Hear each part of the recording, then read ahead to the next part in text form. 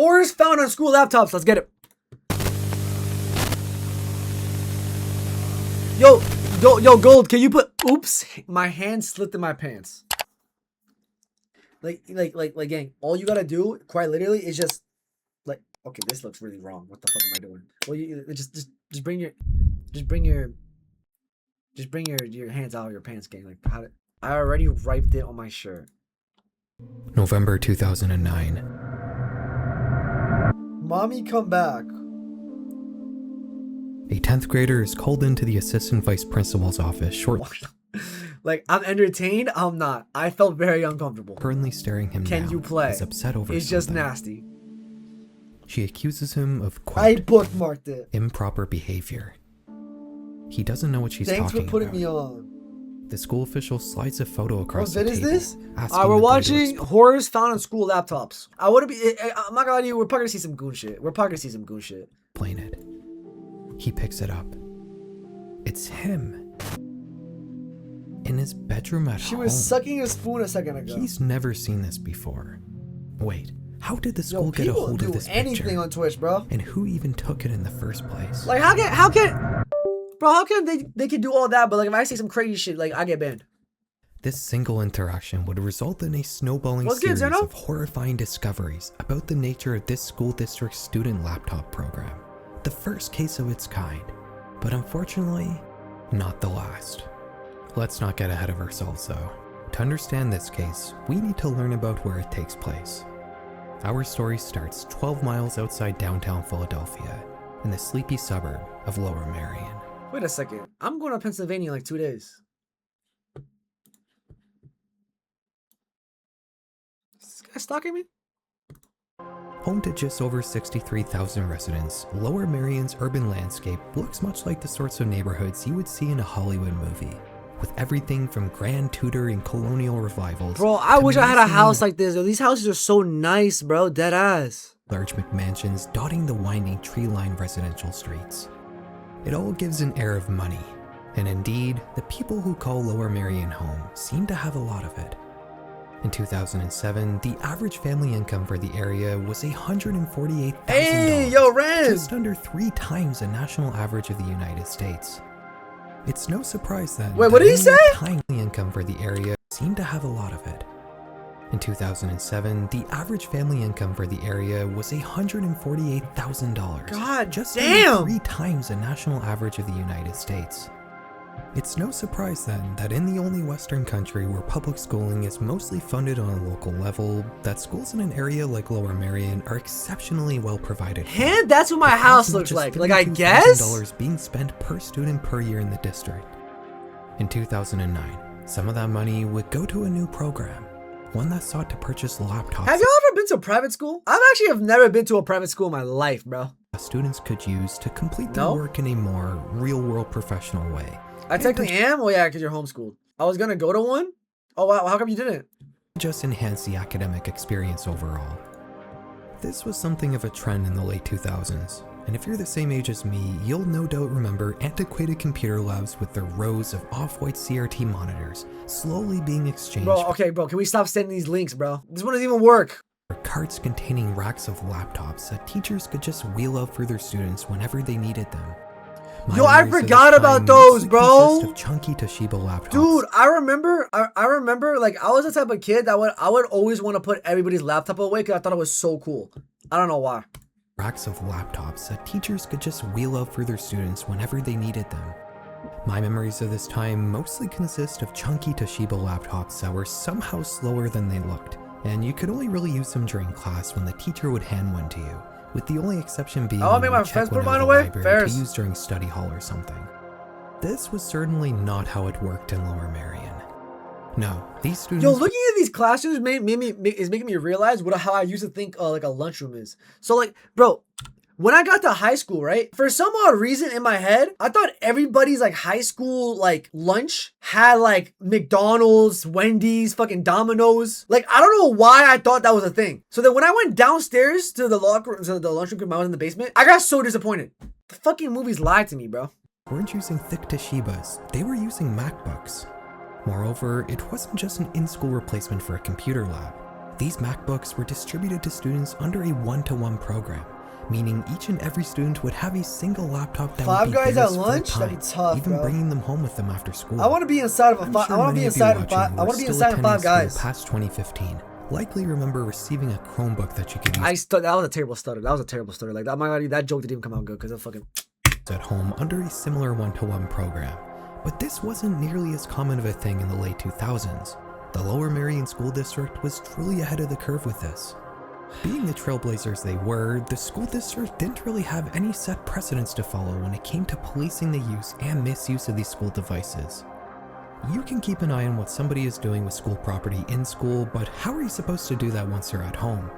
The Lower Merion School District is one of the most well-funded public school programs in the country, but MacBooks are expensive no matter where you live in the world, and school officials weren't just about to leave them to the mercy of their teenage owners. To potentially mitigate the issue of liability, the school district purchased a piece of software called LANREV, a systems lifecycle management software. In plain English, IT administrators can use this kind of software to manage many different computers at the same time, automatically installing software. This is golden, bro. This is Emmy, and this is fucking Kinder, bro. And copying and deleting data on multiple machines simultaneously. Another key part of these IT management solutions are security and tracking features. Yes, you, bro. Some of them amounting to purposeful spyware that logs what users are doing and then reports it back to IT administrators. LANREV in particular had a feature called Theft Track, which was designed to help recover lost or stolen computers. When activated, Theft Track could capture 3 things automatically at set time intervals: the device's IP address, I'm shitting for the first time today. That's so tough. Let me know how it smells. And a photo taken with the laptop's built-in webcam. Kinder? What the fuck is he doing here? There were only 2 people working for the Lower Merion School District that had the administrative access to use these features: IS coordinator Carol Caffiero and network technician Michael Perbix. In 2008, just a year before the school board handed out laptops for students to take home, Perbix would film a training video demonstrating some of the different features of LANREV, including Theft Track. He also talks about something he describes as curtain mode, which could allow technicians to make use of all these aforementioned monitoring features secretly, without the student knowing that someone was watching them. This brings us back to November 2009. 15-year-old Blake Robbins has just been handed a photo of himself holding something in front of his face.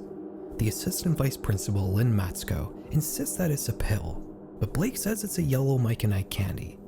She further accuses the teen of using and selling drugs, something he adamantly— Okay, I'm not gonna lie though. If you're actually like downloading and taking photos on a school laptop and bringing it back to the school, like you're just asking for a game. Like how dumb can you be, bro? refutes. The angry school official goes on to tell Blake that she's been watching him, not just at school, but at home as well. What? She says that she's been looking through the webcam on his school laptop, and that she's even been reading what he's been typing. Okay, what the fuck? On God, if I find out my teacher was spying on me, I'm telling my parents, I'm telling the cops. Shit, I'm snitching, gang. You know how weird that is? Yo, I haven't even told you guys the story yet. This is actually a sad story. This is a sad story, but I'm not gonna get too much into it. I live in my elementary school. My computer teacher literally got exposed for being a pedo. I'm not even joking. No, I'm being dead ass. I'm like, I swear on everything on God. I was lucky. The only thing I remember for me is that every time I went into the bathroom, he would open the door and watch me pee. That's the only thing like that happened to me, bro. I was like in like the 3rd grade, bro, or like the 4th, or 2nd grade. Basically, let me do a little, like a mini story time. I don't want to get too much into it because I don't remember a lot of it. I just know the shit that happened to me. I told my parents about it. It was crazy, but I told them like I didn't like feel like at the time I didn't feel uncomfortable because I'm a fucking kid. You know what I mean? But like looking back at it, that is kind of weird. After that happened, bro, my teacher saw me and my other friend. We were walking through the halls. He saw me and he literally begged. He was begging me and my friend to tell them that what they're saying about him are lies. I'm not even kidding. Like, he was, like, begging us to say that, to tell the people that. But we just ignored him and just kept walking. Yeah, I'm being serious, bro. So he went to jail, bro. Crazy. Crazy world, bro. Confidently states that she's sure he's using and selling drugs. At 17 years of age? Yeah, I'm being serious, bro. Horrified. Not because of Matsko's allegations, but rather that she's been so egregiously and casually invading his privacy. That night, Matsko would call Blake's parents, telling them everything she had spoke to their son about earlier that day. Just like Blake had, His parents asked how she had gotten this photo of Blake with the supposed pill, and Matsuko responded telling them period. The fuck is you talking about? Like what the fuck just happened? Crush, my little boo thing. Yo, I'm not gonna lie to you. What the fuck just happened? Yo, did my fucking like 3rd grade computer teacher just infect my computer? Dude, was he trying to get his get back, bro? He's trying to touch me again? The school district has the ability to remotely activate any student's webcam at any time to view or copy whatever was visible without the consent or knowledge of anyone in the camera's sight. The parents ended the call confirming that Blake had indeed just been eating a box of Mike and Ike's that day, and the teen went to end up facing. Imagine actually like fucking someone and they say 6'7", like they're just moaning out 6. Why am I telling all this? Like any punishment at home or at school. But this is just the beginning of the story.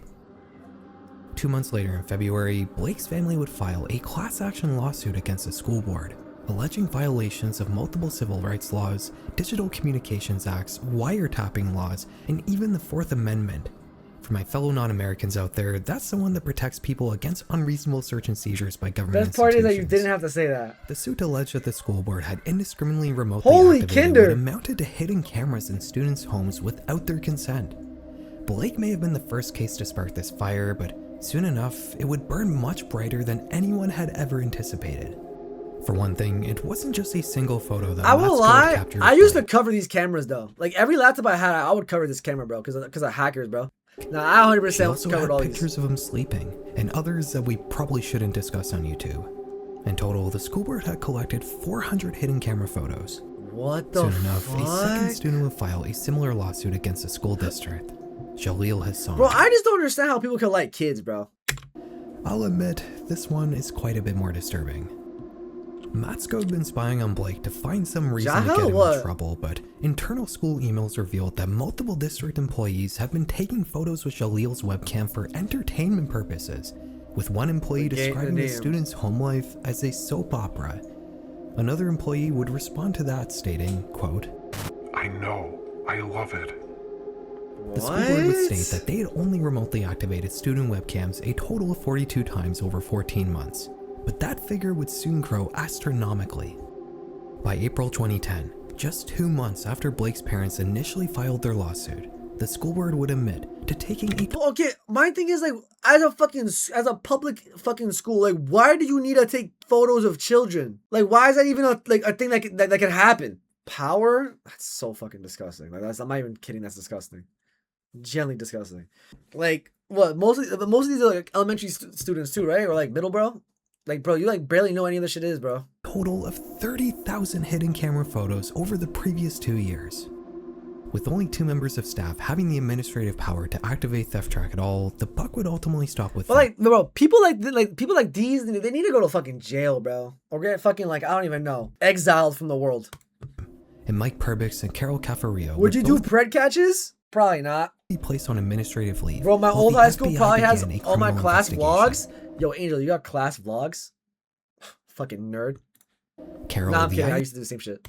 As coordinator would invoke her 5th Amendment right and refuse to answer questions during her deposition, something her lawyer would admit, quote, "Yeah, I did the same shit. Okay, I did the same shit. I'm trolling, bro." In a subsequent court filing, the same lawyer would argue that Blake had, quote, no legitimate expectation of privacy. They alleged that the student had failed to pay an insurance fee on his laptop and had a history of damaging school property. In October of that year, the school board would ultimately agree to a $610,000 settlement for both Blake and Jaleel's cases. A federal judge would order the school board to halt all remote webcam monitoring. Yo, dude, is it me or you look skinnier, bro? And he got a new room? Yo, bro, he's moving up in the world, bro. Shout out future me, bro. The FBI, however, would not file any criminal charges, stating there wasn't any evidence that could establish a criminal intent beyond a reasonable doubt. Yeah, a ruling that the school board was reportedly very pleased with. Regardless of the outcome, this whole debacle proved to be a cautionary tale for the wider public about the nature of school. I know gay shit, but he has like nice lips. Laptops. Dystopian invasions of privacy by state institutions isn't really what people are likely expecting when it comes to children's academic devices, but it does make sense when you think about it. A school laptop isn't very different from a work laptop. I'm sure anybody watching this video who has a work laptop. Yo, I'm not gonna lie, yo. Dude, yo, I'm holy fucking yap session. I'm sorry. Yo, I remember at my old job, they gave us a work phone. We had a trigger warning work phone, and they told us that people used to watch porn on the fucking work phone. Like, some people are just that fucking retarded. Why would you do that on your... Like, people are generally, they need to... I don't know, bro. People are so weird, bro.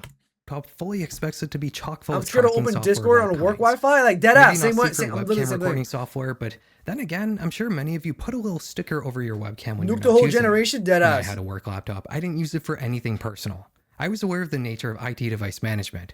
I knew that if I had some problem with my computer, an IT technician could easily remote desktop into it without my permission. Because I was aware, I can mitigate the privacy risk a work computer could pose. But how many high school students do you think have that sort of knowledge? Or middle school students, or primary school students for that matter? I certainly didn't when I was younger. Moreover, most school employees... Yo, I'm gonna be honest though, like low key, I feel like kids nowadays definitely knows. Unless you're actually fucking slow. There's no way a kid in this generation doesn't know they be watching your shit. Kind of expect students to treat their devices horribly, and they likely see it as within their best interest to track as much data as they can in the event a student decides to short-circuit their Chromebook for fun or something. That was an actual TikTok trend, by the way. Holy fuck! Grug's Chromebook! To short-circuit their Chromebook for fun or something. That was an Yo! Grug's Chromebook made in the video! Grug, your Chromebook made in the video, bro! Yo, shout out Grug's Chromebook! Yo, this is tough! TikTok trend, by the way. Let's be clear though. School laptops are not work computers, and students aren't employees. Schools also aren't employers. They're state institutions, and the idea of government employees spying on children in their homes without parental consent is something that's going to sound horrible no matter how you spin it. And unfortunately, Lower Merion was far from the end of the story. The incident revolving around the Lower Merion School Board would go on to be known to the public as Webcam Gate, and it would garner a massive amount of attention, leading to several other school boards sunsetting their own IT security solutions that allowed employees to activate Wait, Loki, after this video, y'all want to see a photo of my computer teacher? I can probably find him. student webcams before they too face class action lawsuits. You have to remember though, this is still the early days of school laptop programs. As the 2010s rolled on, one-to-one school computer programs would start to become Can you replay the video? I fell asleep. Yo, so who gonna tell Grug? common, especially with the introduction of a particular category of low-cost laptop, the Chromebook. If you were born in the 2000s, there's a good chance you were given a Chromebook. So basically, we're talking about how like some public schools be spying on their students at home through the webcam on the laptop. At some point by your school. These devices run something called Chrome OS, a sandboxed Linux-based operating system that's mostly designed to run Google Web Apps. The locked down and inflexible nature of these devices, combined with their low cost, made them a natural choice for school boards that wanted to try their hand at assigning their students a permanent school device that they could take home with them. And let's not lose sight of the bigger picture, these programs have helped many students in rural and low-income areas who wouldn't otherwise have access to a computer to use for their schoolwork. The whole idea of giving students personal laptops was to make education more equitable, but in execution, it hasn't exactly maintained this sense of idealism. The consequences of one-to-one Chromebook programs has been immense. The sandbox nature of the software has led to younger people not learning essential computer skills like file management, and you can find countless teachers on the internet commiserating about students that lack the patience and intuition to perform basic troubleshooting when they run into software problems. Of course, we can't forget about the horrible fates that often befall these cheap academic devices. Go on the tech support Gojxrd subreddit and you can see the insane conditions some of these Chromebooks get returned in, with some of them even being completely obliterated. Okay, like bro, are we serious? Like how mad do you have to be to do this shit? Yo, gang, did a fucking monster break your shit, bro? Gang, did a Resident Evil fucking like villain attack your fucking computer, gang? What the fuck is this? Look, everybody knows that. Bro, the fucking keyboard is not even on the fucking laptop. Shit looks like a fucking like, what you know those the fucking keyboard covers, bro? Free Chromebooks back. Holy fuck! What I don't see talked about nearly as much is the amount of surveillance schools have. Yo, gang, how are you this mad at break on these devices? Yo, if my kid did this some shit, bro, I'm enrolling him in therapy or some shit. Like, yo, gang, we can't be serious. And the students who use them. Webcam monitoring may have become a taboo, but schools definitely didn't stop finding other ways to surveil what students were doing on their laptops and Chromebooks. There's an entire sector of school safety companies that school boards contract to scan student devices for any sort of alarming communications, supposedly in the name of helping at-risk kids. Gaggle is one of these companies. They started off by selling a service that can scan students' Gaggle? emails and documents for certain keywords related How to about you bullying gaggle on these fucking nuts, gang? Shut the fuck up. and drugs. But as the years rolled by, and especially as AI found its way into every tech product, Gaggle too would make use of this new technology to supercharge their surveillance. In elementary school, my classmate raged over a math game and threw his headphones at the screen as hard as he could and absolutely demolished it in front of our teacher. So, did that guy end up becoming a serial killer? Or is he the next Jeffrey Dahmer? Or On almost 6 million students across 1,500 school districts, using techniques that would fit perfectly in the world of 1984. Basically, every piece of text that pops up on the screen of a student's Chromebook gets scanned for flagged keywords, and an AI system will perform a sentiment analysis to flag any phrases that are communicating I remember flagged when this ideas guy or got information. shanked at my school during class. What the fuck? Yo, Angel, are you okay? How the fuck does that happen? That reminds me though. I remember one time I got locked down. I got locked in the lunchroom for like 2 hours of the school day because apparently someone brought a Nerf gun into my school. Again, this is all done in the name of student safety. Everything gets logged in real time without the student's knowledge. It was bad, bro. There's been more than 4 stabbings at my school and everyone would send the vids around. It's sad. Yo, honestly, Angel, I'm glad you survived that. And that is terrible. Like, no one should be going through that type of shit. Software even incorporates ODR to copy text from images and videos that appear on the screen. There is no getting around the surveillance. If anything gets flagged by the AI, it then gets passed off to a human employee for review, who are supposed to assess the context of these reports and toss out false positives such as raunchy song lyrics and passages from literature. If the employee does approve a report, however, it then gets passed off to school officials, and sometimes they even go directly to law enforcement. In 2022, the Center for Democracy and Technology would run a national survey gathering data from teachers, parents, and students about these surveillance systems, and the results were disturbing. While these companies and school boards claim to keep tabs on their students' digital activities in the name of their safety, the survey found that 78% of teachers said students were mostly flagged for disciplinary violations, just like Blake Robbins was all the way back in 2010. Only 54% of teachers said that they had seen this monitoring lead to students getting referred to counseling. What? Even worse, Gaggle's keyword list had historically contained the terms gay and lesbian, leading to cases of still closeted students getting outed because school employees got a glimpse into their private life through their Chromebook. Bro, that's so 13% fucked of up, students who bro. responded to the survey said that either they or someone Like, imagine not knowing like what you want in life and shit like that, and your teacher just knows, bro. they knew were outed as a result of Chromebook surveillance. In 2023, a Tennessee 8th grader made an offensive joke while chatting online with her classmates in a private group chat on her Chromebook. Gaggle flagged the interaction, and within a couple hours, police arrived at her school and put her under arrest. She was interrogated, subject to a humiliating search, and spent the night in a jail cell. She'd end up being sentenced to 8 weeks house arrest, with her family maintaining that the remarks that triggered this whole thing were simply a joke made in poor Like, taste by a Zood? child, only intended to be shared with a couple of her friends.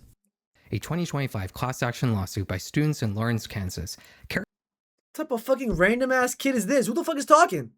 characterized the service offered by Gaggle as a, quote, sweeping Oh suspicion no, it's him. monitoring Yo, why you program, sound so fucking something different? that violated their First and Fourth Amendment rights. Look, I'm sure you can tell by my tone in this video exactly what I think of all this. I'm not going to tell you what you should think. I'm sure these companies have helped some students as well. Regardless though, you can't argue against the importance for parents and students to be aware of the nature of modern school computers. Your brother is so For students W. watching this, the Chromebook or iPad or laptop might I be love in your his possession, lips. but make no mistake, it is very much not yours. If you wouldn't say it out loud directly to your teacher or principal, you absolutely should not write it in your Chromebook. It's unfortunate, but you have to have the expectation that everything going into these machines is being read by somebody. For parents watching, if your child has some sort of school device, have a discussion with them about it. It's important for them to make the distinction between a truly personal device that they fully own themselves and one that's merely been loaned to them by a private company or an institution. They might not always have your child's best interests at heart. That was certainly the case for Blake Robbins and Jaleel Hassan. I was lucky enough to grow up during a time when this just wasn't really much of a problem. Though, maybe if I was born in a certain wealthy Philadelphia suburb, that might not have been the case. Guys, thank you so much for making it to the end of this video. Subscribe if you want to watch more content like this. W and, video, bro. Follow me on W video, bro. Jenny, but also, I want to say, like, look how cute he looked as a kid, bro. Instagram if you want. Look how cute he was, bro. Huh? Actual random kinder, bro. Jelly random kinder, bro. But W video, bro. W video. His videos are always so fire, bro. W McGuire, dead ass.